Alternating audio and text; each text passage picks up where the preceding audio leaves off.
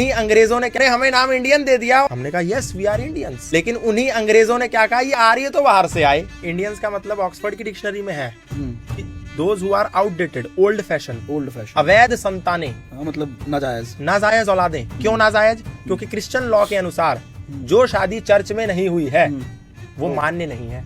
अब हम लोग तो चर्च में शादी कर नहीं रहे, भारतीय संस्कृति में तो फेरे हो रहे हैं, तो इसका मतलब उनकी दृष्टि में हम अवैध हैं। जो हमने शादी करी वो अवैध, और जो हमारे बच्चे होंगे वो अवैध, तो इंडियंस, वो इंडियंस। और वो हमने ले ली।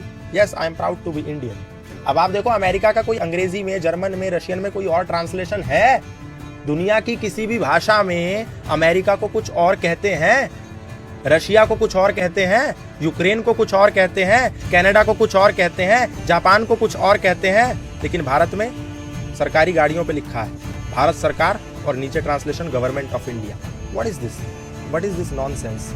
भारत का ट्रांसलेशन अंग्रेजी में इंडिया कैसे हो सकता है? भारत मतलब भा प्लस रथ, भा मतलब ज्ञान और रथ मतलब लिप्त। जो ज्ञान में लिप्त वो भारत है। जो लोग ज्ञान में लिप्त उनको भारतीय कहते हैं। आर्यवर्त, आर्य मतलब क्या? श्रेष्ठ। इसलिए वेद में कहा कि इंद्रम वर्धन्तु अप्तुरहा अपाघ्नन्तो रावणा कृण्वन्तो विश्वम आर्यम। क्या ये कहा कृण्वन्तो विश्वम इंडियन, कृण्वन्तो विश्वम हिंदू, कृण्वन्तो विश्वम मुसलमान, यहूदी? नो, कृण्वन्तो विश्वम आर्यम।